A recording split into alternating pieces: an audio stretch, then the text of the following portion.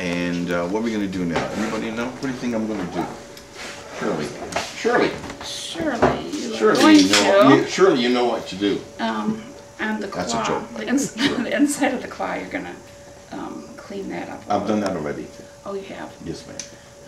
I might just cut it down a little bit. No? Which well, okay. All right. Okay, I take that back. You're going to take the outside edge like at a 45-degree angle. Thank you. Exactly what I want to hear. All right. Remembering. Okay. See what I did yesterday on the diagram? It works with a 4-claw and with a 6-claw head. Okay. And this will work with any shape of a 4-claw, 6-claw, even with a 3-claw head. The technique is still going to be the same. Okay. No matter how strange the head looks, it'll go a 6-claw, it could be a double 4-claw, it could be like an 8-claw, 2 and 2, it could be 8-claw. The technique is still the same. Okay? All right. So once you learn that, you're 30% to understanding what you should do down the road. Okay. Repetition works. Now, what file number should I use? Or what file? Remember, I got a whole pile of stuff here. 4? 4 triangle. I wish you luck. 4 triangular? Who said that? Me. No, not yet. Not yet. We're not there yet. Okay. We're doing aggressive filing. Remember, we're doing aggressive filing? Number 2. Pillar 2. Pillar number 2? Yeah, okay. Since you have a pillar number 2, I'd use it. But in my case, I would use a pillar number 1. It's a bit aggressive, but for what you bought, what you're getting, I'll stick to the tools that you're going to be using.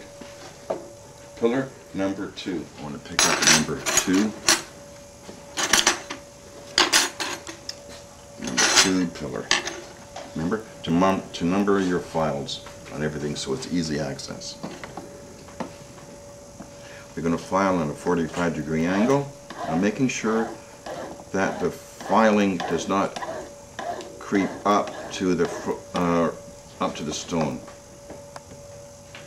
Now it's getting smooth. I have to use the bottom part of the file.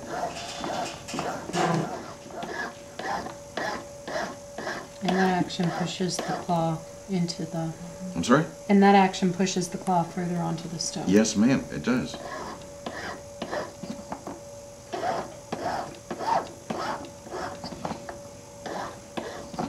Make sure your bench peg is not moving like this. At the end of the day, I need a bit of gravel. I get seasick.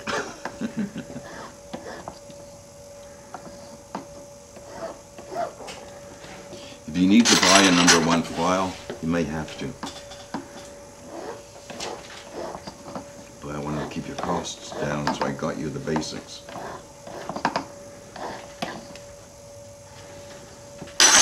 File any more than that part. You should be halfway between the girdle and the front part of the claw. Do not file that this line should come up to the front, to the tip. You're removing too much metal. You're just filing so your metal pusher has something to rest on and against.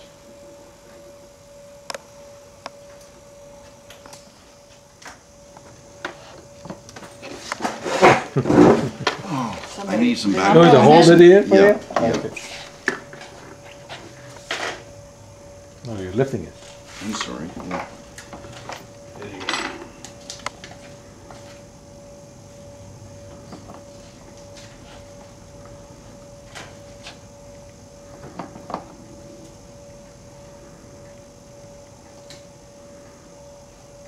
That is tight as it can be. Thank you. Thank you, Ellen. What am I looking for now? Let me just see. Who else have I missed? What am I going to check? I'm sorry, man. That's good. What am I going to check for now? Before I do my filing on the trimming the claws, Cassie, what do you think I should do first?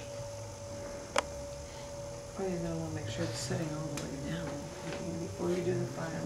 Before I do the trimming now, I want to make sure, I'll tell you, I want to make sure that... Do you have to get any thinner yet? You know, we're going to do that. I'm going to, before you do that, let me just tell you guys, before I do the trimming, I want to make sure that the claws are not tilted, crooked, and they're standing upright, because the pushing may have a tendency to move the claws sideways.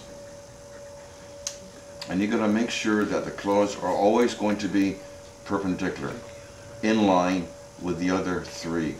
So you turn the ring around, and you can make sure that they're all standing upright, and they're not crooked or tilted or slanted. And you're going to, with your brass pusher, you're going to put the brass pusher against the girdle of the stone and just nudge it to see if it's loose or not. Do not use any pair of tweezers. Oh God, there was a story somebody told me years ago.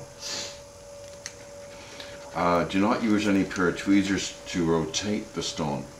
Do not use your metal pusher against the girdle of the stone to see if it's moving.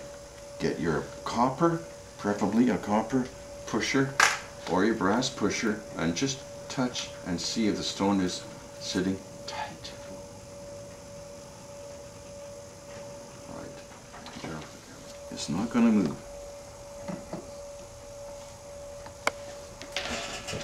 That's it. Now we're going to go into the filing. We have ascertained that the claws are equal spacing. There's one claw out of alignment. There's one claw there. How are you going to do it?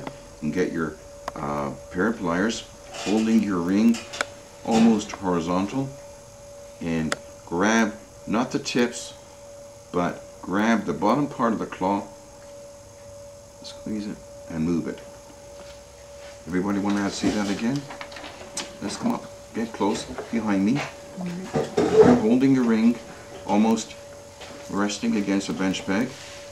You're going to get the pair of pliers almost at the base of the claw. You're going to grip it gently.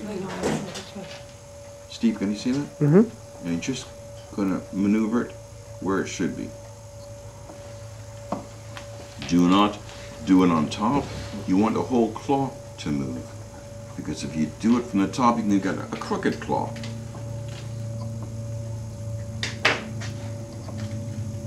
Now if you want to go to the other extreme, and you can go and measure.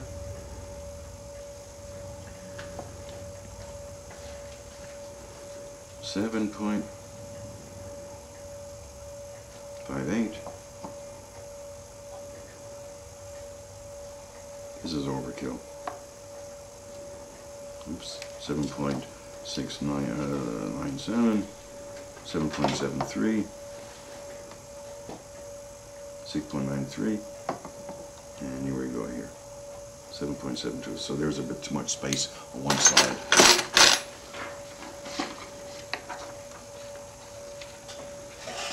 That's all right. Nothing else. Turn this off, save the battery. We're ready.